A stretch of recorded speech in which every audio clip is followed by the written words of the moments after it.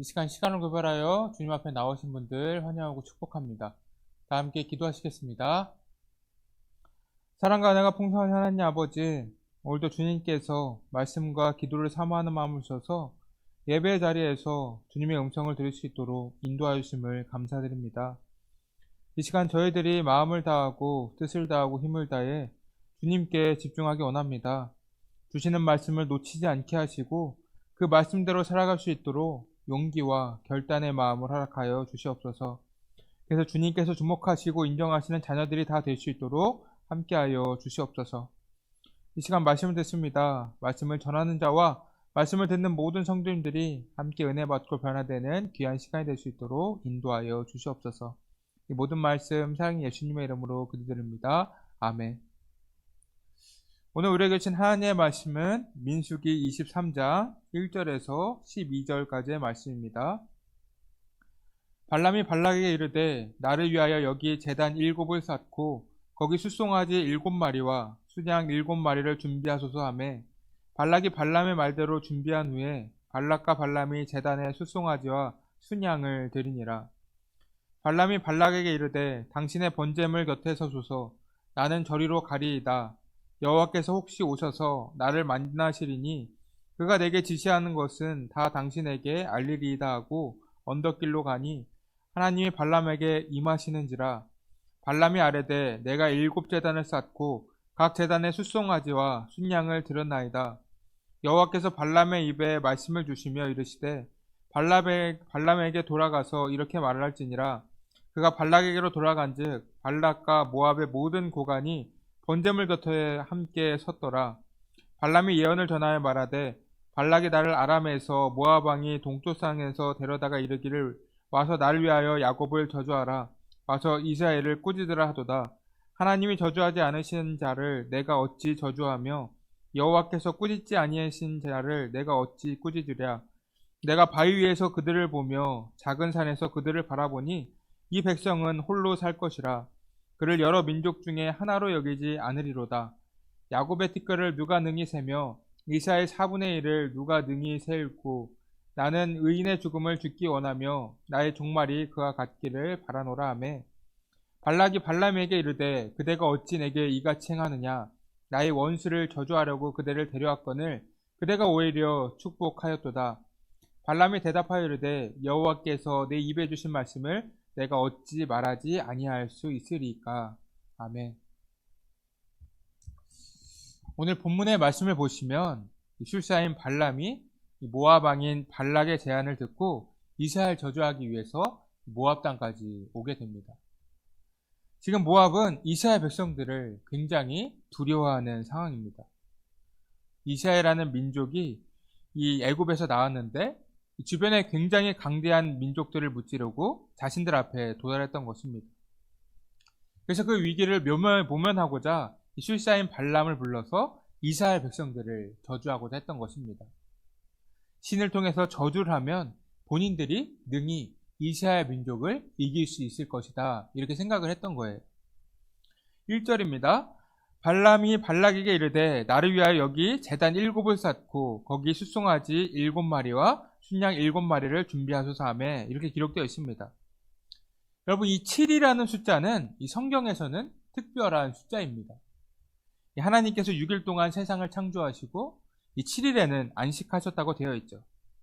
즉 이 7이라는 숫자는 하나님의 완전함과 이 거룩함을 상징하는 숫자입니다. 근데 지금 말씀을 보시면 이 발람은 제단을 7을 쌓고 송아지 7과 순양 7을 준비하라고 합니다. 이 말씀으로 보기에는 하나님께서 좋아하시는 완전한 숫자인 7을 맞춰서 하나님께 제사를 드리는구나 생각할 수도 있지만 그러한 것이 아니에요. 이 제물 7으로 제사를 드리는 것은 메소포타미아 지역의 거주민들에게는 늘상 있었던 일이었던 것입니다. 즉 여러 신들에게 제사를 드릴 때도 7제단을 쌓고 7개의 제물로 제사를 드렸다는 거예요. 여러분, 하나님께 번제를 드릴 때 어떻게 합니까? 이 번제단은 하나밖에 없습니다. 굳이 7개를 만들지 않아도 돼요. 하나님께서 제단이 많다고 좋아할 거라고 생각하는 것은 이 발람의 생각일 뿐입니다. 여러분, 하나님께서는 어떤 분이신가요? 재단을 많이 쌓고 이 재물을 많이 드리면 좋아하시는 분입니까? 그러한 것은 사실 의미가 없습니다. 하나님께서는 이 사람의 마음을 보시기 때문입니다. 이 사무엘상을 보면 이 사울이 아멜렉과의 전투에서 승리를 하였습니다. 이 하나님께서는 아멜렉에 있는 사람들과 그들의 짐승을 모두 진멸하라고 말씀을 하셨어요. 그러나 사울은 아멜렉 사람은 진멸하였지만 이 아멜렉 사람들이 가지고 있었던 이 짐승들은 진멸시키지 않았습니다. 그 짐승들을 보니까 너무나도 좋았던 거예요. 그래서 하나님께 제사도 드리고 본인도 그것을 소유하기 위해서 살려두었던 것입니다. 그러나 이것은 하나님께서 원하시는 일은 아니었죠. 그래서 사무엘은 사울에게 이렇게 말합니다. 사무엘상 15장 22절입니다. 사무엘이 이르되 여호와께서 번제와 다른 제사를 그의 목소리를 청종하는 것을 좋아하심같이 좋아하시겠나이까? 순종이 제사보다 낫고 듣는 것이 순양의 기름보다 나으니, 이렇게 기록이 되어 있습니다. 아무리 좋은 것을 드린다고 해도 주님께서 말씀하시는 것을 듣지 않고 그 말씀에 순종하지 않는다면 그것은 헛된 믿음이라는 거예요. 이 하나님의 말씀이 가장 우선순위가 되어야 한다는 말입니다. 우리도 때로는 눈에 보이는 것에 현혹될 때가 있죠. 내가 헌금을 하나님께 이만큼 많이 드렸다면 이것으로 하나님께서는 기뻐하시겠지, 이렇게 생각하기도 하고, 이 반대로 이 교화 봉사 헌신을 열심히 하는데 하나님께 예물을 드리는 것을 못하는 경우도 있습니다. 이 형편이 어려서 못 내시는 분들도 물론 있지만 이 부유한데도 하나님께 내는 돈이 아까워서 드리지 않는 분들도 계시죠. 이렇게 우리는 온전한 믿음으로 주님께 나아가지 못하고 이 불완전한 믿음으로 살아갈 때가 많은 것입니다. 이 발람도 지금 똑같은 거예요. 내가 하나님께 이렇게 정성을 다해 제사를 드린다고 한다면 하나님께서 마음을 바꾸시고 내가 이스라엘을 저주할 수 있도록 해주실 거야, 이런 생각을 했다는 것입니다. 그러나 우리가 알고 있는 하나님은 겉을 보시는 것이 아니라 우리의 마음을 보시는 분이죠. 사무엘이 이스라엘 왕을 세우기 위해 이새의 집에 왔을 때 사무엘은 엘리압을 보고 그에게 기름을 부으려고 합니다. 그러나 하나님께서 어떻게 말씀하십니까? 사무엘상 16장 7절입니다. 여호와께서 사무엘에게 이르시되 그의 용모와 키를 보지 말라. 내가 이미 그를 버렸노라. 내가 보는 것은 사람과 같지 아니하니 사람은 외모를 보거니와 나 여호와는 중심을 보시느니라 하시더라. 여러분, 다윗은 하나님을 사랑하였고 하나님께서 원하시는 삶이 무엇인지 늘 생각하는 사람이었습니다. 비록 겉으로 보기에는 엘리압보다 부족한 사람이었지만 하나님께서 보실 때 이 다윗은 신실한 믿음을 소유한 사람이었어요. 하나님께서는 그러한 다윗을 선택하시고 그를 이스라엘의 왕으로 세우셨습니다. 만약 발람의 마음에 하나님의 말씀이 있었다고 한다면 그는 모압 땅으로 오지 말았어야 했습니다. 이 발람이 머나먼 모압에까지 온 것은 재물을 탐하여서 온 것 아닙니까? 하나님은 발람이 알고 있던 여러 신 중에 하나였습니다. 지금도 자신이 다른 우상신들에게 했던 것처럼 이 접신을 해서 하나님의 뜻을 전하고자 하였습니다. 본래 같으면 하나님의 심판을 받아야 했죠. 그러나 하나님께서는 이러한 악한 마음을 품고 있는 발람을 통하서도 일하십니다. 5절입니다. 여호와께서 발람의 입에 말씀을 주시며 이르시되 발락에게 돌아가서 이렇게 말할지니라. 하나님께서 탐욕으로 가득 차 있는 발람의 마음을 변화시켜서 이스라엘에 대한 축복의 메시지를 그에게 주셨습니다. 그래서 이 발람은 하나님의 뜻을 전하는 도구로 사용이 되었어요. 그는 이스라엘을 저주하지 않고 이 축복의 말을 전하였던 것입니다. 이때 발람은 하나님의 성령에 감동되어서 예언한 것은 아닙니다. 그는 본래 모압 왕이 바라는 대로 이스라엘을 저주하고 싶었어요. 본인이 발락에게 재물을 받기 위해서 모압까지 온 것 아닙니까? 이 저주를 하지 않는다면 재물은 받지도 못할 뿐더러 본인의 목숨도 위험한 상황이 될 수도 있습니다. 그럼에도 그는 이스라엘을 저주하지 않고 축복하게 됩니다. 이것은 하나님께서 그의 입술을 강력하게 주장하고 있었기 때문에 자신의 의지와는 상관없이 이 축복을 선포하였던 것입니다. 이런 점을 보면 술사인 발람은 성령에 의해 감동을 받은 예언자는 아닌 것입니다. 이 성경에서 금하고 있는 이방의 가증한 점쟁이에요. 그래서 이후에 발람은 하나님의 섭리의 손길에서 벗어나 이 탐욕의 길로 나아가다가 이 하나님의 심판을 받아 죽게 되었습니다. 이러한 발람의 모습을 보고 이 모압 왕 발락은 장소를 옮기고자 합니다. 13절입니다. 발락이 말하되 나와 함께 그들을 달리 볼 곳으로 가자. 거기서는 그들을 다 보지 못하고 그들의 끝만 보리라. 거기서 나를 위하여 그들을 저주하라 하고, 발락은 지금 제단을 잘못 쌓았기 때문에 이 발람이 저주를 못한 것이라고 생각한 거예요. 이 발락이 판단했을 때 이 첫 번째 장소가 이스라엘의 진영 전체가 보이는 곳이었기 때문에 그 많은 숫자의 사람들을 보고 이 발람이 주눅이 들어서 저주를 제대로 선포하지 못했다고 생각했던 것입니다. 하나님께서 발람의 입술을 주장하셨다고는 생각하지 않았다는 말입니다. 그래서 이번에는 이스라엘 진영의 끝부분만 보이는 곳으로 장소를 옮겼습니다. 그렇게 한다면 발람이 이스라엘 백성을 보고도 주눅들지 않고 용기를 내어서 저주를 선포할 것이라고 생각을 했던 거예요. 그렇게 해서 선택한 장소가 비스가산 꼭대기입니다. 여기서 또 7제단을 쌓고 각 제단마다 숫송아지 1마리와 순양 1마리씩 하나님께 희생제물로 바쳤습니다. 그러나 발람은 이 첫 번째 예언과 마찬가지로 이 축복의 말을 이스라엘에게 전합니다. 이 두 번째 예언에서는 이스라엘을 들소와 암사자, 이 숫사자로 비유를 했습니다. 여러분, 이 짐승들의 특징은 무엇일까요? 힘과 용맹을 상징하는 강한 짐승들입니다. 이것을 쉽게 해석하자면 이스라엘 백성들은 주변의 어떤 민족들도 상대할 수 없는 강력한 힘과 능력을 소유한 백성이라는 것입니다. 이것은 물론 하나님께서 이스라엘과 함께 하시기 때문에 가능한 것이었죠. 그래서 발락은 발람에게 이스라엘을 저주하지도 말고 축복하지도 말라고 말합니다. 그리고 또다시 장소를 옮기는 것을 볼 수가 있어요. 27절입니다. 발락이 발람에게 또 이르되 오라, 내가 너를 다른 곳으로 인도하리니 내가 거기서 나를 위하여 그들을 저주하시기를 하나님이 혹시 기뻐하시리라. 여러분, 발락은 왜 자꾸 장소를 바꾸려고 하는 것일까요? 한두 번 했으면 됐지 계속해서 장소를 바꾸어서 제단을 쌓고 그들을 저주하라고 말합니다. 이렇게 한 이유는 발락이 자신의 노력 여하에 따라 하나님의 마음을 바꿀 수 있다고 생각했기 때문입니다. 그것이 이 시대의 신앙생활이었다는 거예요. 이 모압 왕 발락은 자신이 하나님의 뜻을 따르려고 하지 않고 끝까지 자신이 원하는 방향대로 행하려고 했습니다. 이것이 완악한 마음입니다. 여러분, 그런데 이러한 모습이 이 발락이나 발람에게만 있는 것이 아닙니다. 우리 자신들 또한 발락이나 발람같이 완악한 마음을 가지고 있다는 것입니다. 하나님께서 뜻을 돌릴 때까지 우리는 하나님의 뜻에 순종하려고 하지 않습니다. 기도로 하나님의 뜻을 바꾸려고 노력한다는 말이에요. 하나님께서 우리에게 어떠한 명령을 하셨을 때 우리의 반응은 어떻습니까? 때로는 그 명령이 부담스럽고 지키기 힘들어서 하나님께서 원하시는 대로 나아가지 않고 자신이 원하는 대로 행할 때가 많이 있습니다. 그래서 그 명령을 거두어 달라고 하나님 앞에 기도를 하죠. 우리의 생각이 마음에 가득 차서 하나님께서 우리 안에 대해서 말씀을 하셔도 듣지를 못한다는 것입니다.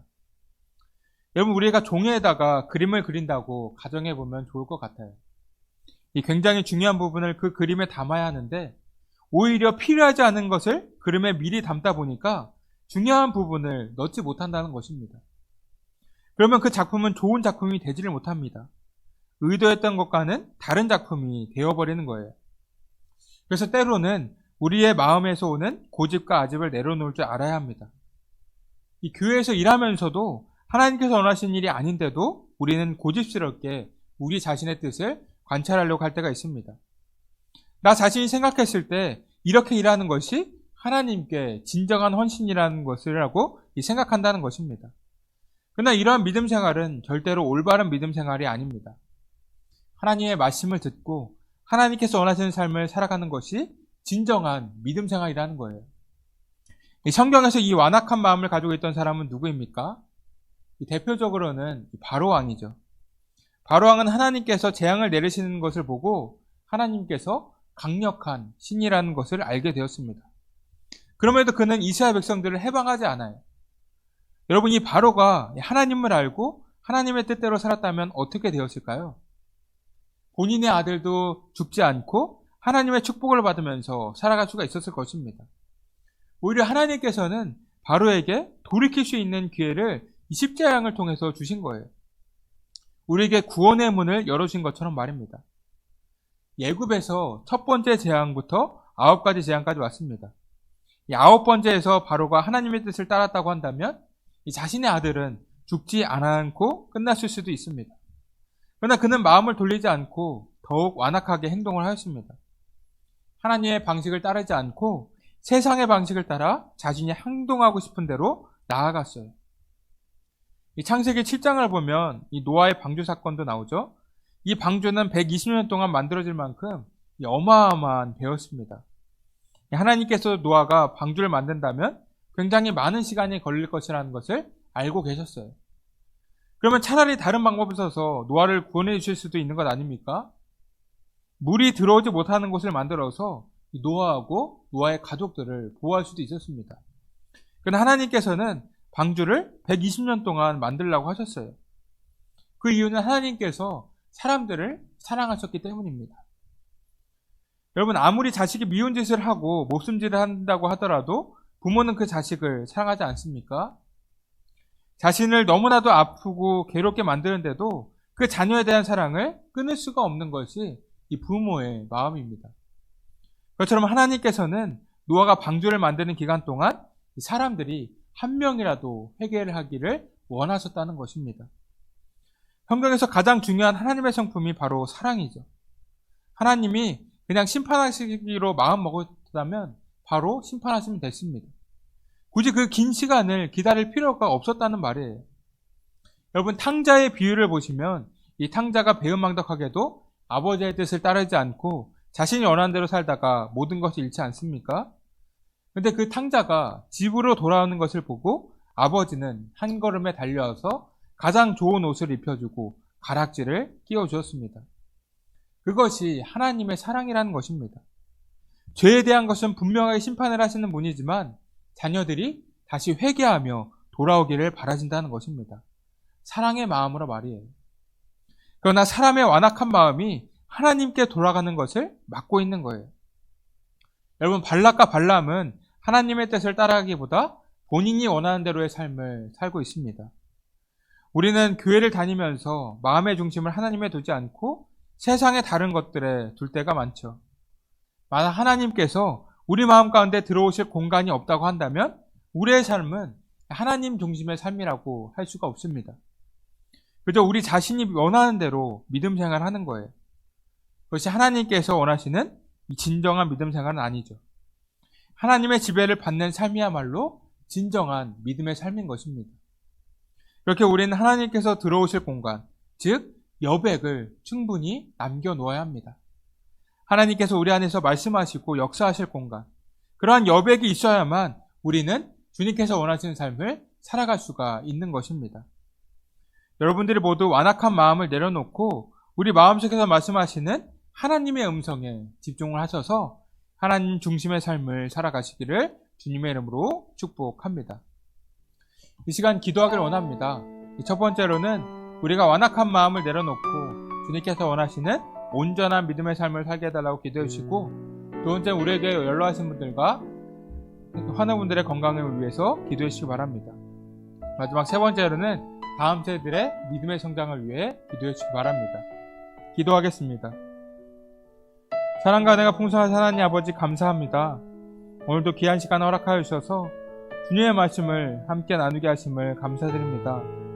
주님, 저희들이 완악한 마음에 대하여 말씀을 나누었습니다.